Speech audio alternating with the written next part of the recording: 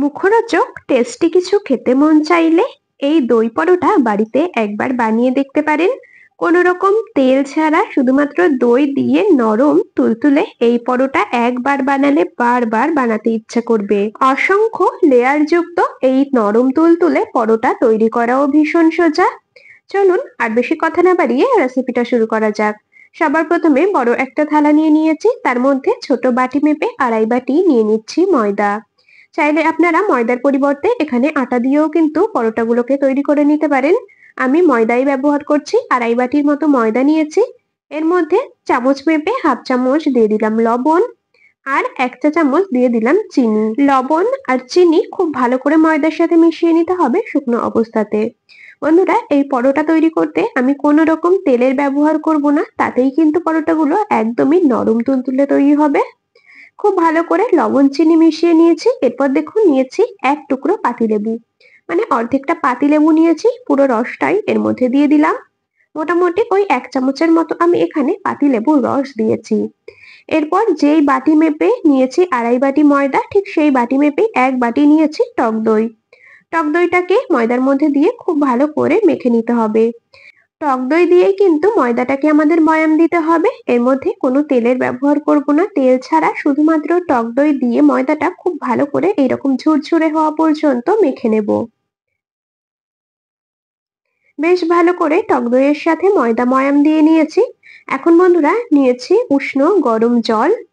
উষ্ণ গরম জল দিয়ে এখন খুব ভালো করে এটাকে মেখে নিয়ে একটা ডো তৈরি করে নিতে হবে, যেরকমটা আমরা রুটি পরোটা তৈরি করার ডো তৈরি করি ঠিক সেই রকম ভাবে আমি কাজটা করতে থাকি। আর বন্ধুরা, আপনারা কিন্তু অবশ্যই আমাকে এই সময়টায় কমেন্টসে জানিয়ে যাবেন আপনারা কে কোন জায়গা থেকে আমার আজকের এই রেসিপিটা দেখছেন, তবেই না আপনাদের কমেন্টসে ধন্যবাদ জানাতে পারবো। এদিকে আপনাদের সাথে কথা বলতে বলতে অল্প অল্প করে জল দিয়ে দেখুন একটা সফট ডো তৈরি করে নিয়েছি। মেখে নেওয়া এই ডো এর মধ্যে এখন দিয়ে দিতে হবে ঘি। আমি 1 চামচ দিয়ে দিলাম ঘি। আপনারা যারা ঘি পছন্দ করেন না তারা কিন্তু নাও দিতে পারেন, আবার চাইলে এর মধ্যে বাটার ব্যবহার করতে পারেন। বাটারটাকে মেল্ট করে তারপর ব্যবহার করতে পারেন। আমি 1 চামচ ঘি দিয়েছি আর খুব ভালো করে আবারও ডো এর সাথে বেশ সুন্দর করে মেখে নিয়েছি। দেখুন এইরকম একটা সফট ডো তৈরি করে নিয়েছি। এটাকে এখন মোটামুটি 15 মিনিটের মতো রেস্টে রাখবো, এতে করে পরোটাগুলো আরো বেশি নরম আর সফট তৈরি হবে।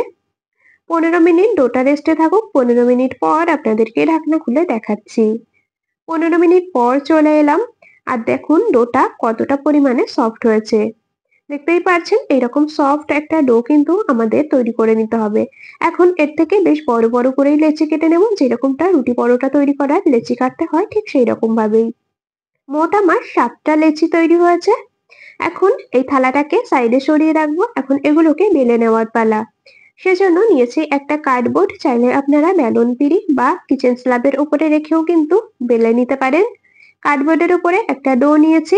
অল্প অল্প করে আটা ময়দা এর মধ্যে ছড়িয়ে খুব পাতলা করে বেলে নিতে হবে। একদম পারফেক্ট যে গোল হতে হবে তেমন কোনো কথা নেই, নিজেদের ইচ্ছা মতো একটু পাতলা করে কিন্তু রুটিটাকে বেলে নেবেন। দেখুন এরকম ভাবে একটু পাতলা করে এটাকে বেলে নিয়েছি। এখন এর উপরে দিয়ে দিচ্ছি কিছুটা পরিমাণে ঘি। একটা ব্রাশের সাহায্যে খুব ভালো করে রুটিটার চারিদিকে ঘিটা মাখিয়ে নিতে হবে। বন্ধুরা, আপনারা চাইলে কিন্তু এখানে ঘিয়ের পরিবর্তে সাদা তেলও ব্যবহার করতে পারেন। খুব ভালো করে ঘি রুটির ওপরে ব্রাশ করে নিয়েছি। এরপর নিয়েছি ময়দা। এরকম ভাবে হাত দিয়ে অল্প অল্প করে ময়দা এরকম রুটির উপরে ছড়িয়ে দিয়েছি। এখন দেখুন ঠিক এইভাবে এটাকে ভাঁজ করে নেব। আবারও ওপর থেকে কিছুটা পরিমাণে ঘি খুব ভালো করে ব্রাশ করে নিয়ে অল্প পরিমাণে ময়দা ছড়িয়ে দিতে হবে। বন্ধুরা, আপনারা খুব ভালো করে দেখে নিন যে আমি কিভাবে কাজটা করছি। ঠিক এইরকম ভাবেই কিন্তু পরোটাটাকে বেলে নিতে হবে, তাহলে পরোটার ভেতরে অসংখ্য লেয়ার তৈরি হবে। আবারও একটা সাইড মুড়ে দিয়েছি, ওপর থেকে কিছুটা পরিমাণে ঘি ব্রাশ করে নিলাম, আবারও ওপর থেকে কিছুটা ময়দা ছড়িয়ে দিচ্ছি। এইরকম ভাবে রুটির এক একটা লেয়ারে অল্প ঘি আর ময়দা ছড়িয়ে নিলে লেয়ারগুলো দারুণ সুন্দর তৈরি হবে আর খেতেও ভীষণ ভালো লাগবে। এইরকম ভাবে দেখুন চৌকো শেপে এটাকে তৈরি করে নিয়েছি, চারকোনা শেপে। এখন অল্প অল্প করে এর উপরে আটা ময়দা ছড়িয়ে চৌকো ভাবে রুটিটাকে বেলে নেব। আর বন্ধুরা, আপনাদের কাছে একটা অনুরোধ, যদি চ্যানেলে নতুন বন্ধু হয়ে থাকেন অবশ্যই করে চ্যানেলটি সাবস্ক্রাইব করে রাখবেন। রেসিপিটা দেখে যদি একটুও ভালো লেগে থাকে ভিডিওটিতে একটি লাইক আর বন্ধুদের মধ্যে অনেক অনেক শেয়ার করে দেওয়ার অনুরোধ রইল। আপনাদের সাথে কথা বলতে বলতে পরোটাটাকে দেখুন এইরকম চারকোনা করে বেলে নিয়েছি। এখন এটাকে তুলে নেব একটা প্লেটে। এই রকম ভাবে প্রত্যেকটা পরোটাকে বেলে নিতে হবে। এইভাবে একটা পরোটা আপনাদেরকে বেলে দেখালাম, আর আমি এইরকম ভাবে প্রত্যেকটা পরোটা বেলে নেব। চলুন এখন চলে যাই ওভেনে। ওভেনে বসিয়েছি একটা তাওয়া। তাওয়াটা খুব ভালো করে গরম করে নিয়ে দিয়ে দিলাম পরোটা। পরোটাটাকে এখন সেঁকে নিতে হবে। প্রথমে নিচের পাশটা একদম হালকা কালার আসা পর্যন্ত সেঁকে নিয়েছি, উল্টে নিলাম। নিচের পাশটা বেশ একটু ডিপ কালার আসা পর্যন্ত এইরকম সাইডগুলো চেপে চেপে ভেজে নিতে হবে, এতে করে সাইডগুলো কাঁচা থাকবে না, সুন্দর ফ্রাই হবে। নিচের পাশটা দেখুন এরকম একটু রং করে ভেজে নিয়েছি। এরকম সাইডগুলো একটু চেপে চেপে পরোটাগুলোকে ফুলিয়ে নেব। বন্ধুরা, আপনাদের যদি পরোটা নাও ফুলে তবুও কিন্তু এই পরোটা একেবারেই নরম তুলতুলে তৈরি হবে। পরোটাটা ফুলে উঠেছে, এখন এর উপরে 1 চামচ দিয়ে দিলাম ঘি। এবার উল্টে নিয়ে আরো 1 চামচ এর উপরে ঘি দিয়ে দেব। বন্ধুরা, আপনারা কিন্তু ঘি ছাড়াও পরোটাগুলোকে ভেজে নিতে পারেন, যেরকমটা আমরা রুটি সেঁকে নিই ঠিক সেই রকম ভাবে ঘি, তেল, বাটার কোনো কিছু দেওয়ার দরকার নেই, শুধু পরোটাটাকে ছেঁকে নেবেন, তাও খেতে কিন্তু বেশ ভালো লাগবে। প্রথম পরোটাটা আমাদের রেডি হয়ে গেছে, এখন এটাকে নামিয়ে নেব। ঠিক এইরকম ভাবে আরো একটা পরোটা আপনাদেরকে সেঁকে দেখাচ্ছি। বন্ধুরা, এই কাজটা করতে করতে প্রতিদিনকার মতো আজও আপনাদের সাথে একটা কথা শেয়ার করে নিই। আপনারা যদি আমার আজকের এই রেসিপিটা ইউটিউব চ্যানেল থেকে দেখে থাকেন, চ্যানেলটি সাবস্ক্রাইব করে বেল নোটিফিকেশন অলে সেভ করে রাখবেন। যদি ফেসবুক পেজ থেকে দেখে থাকেন, পেজটিকে ফলো করে রাখবেন এরকম আরো দারুণ দারুণ রেসিপির আপডেট সবার আগে পাওয়ার জন্য। এখানে দেখুন দ্বিতীয় পরোটাটাকেও খুব সুন্দর করে ভেজে নিচ্ছি। আর আপনারা যদি একটু কড়া করে পরোটা ভাজা খেতে পছন্দ করেন, কড়া করে ভেজে নেবেন। যদি হালকা খেতে পছন্দ করেন তবে হালকা করে ভেজে নেবেন।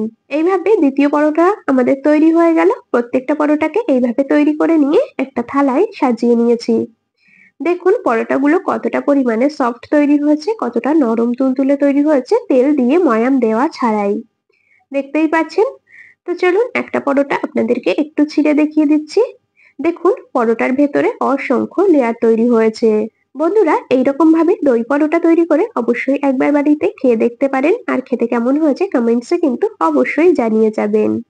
তবে আজ এখানেই শেষ করছি, আবার দেখা হবে পরবর্তী কোনো রেসিপির সাথে। ততক্ষণ সকলে ভালো থাকবেন, সুস্থ থাকবেন।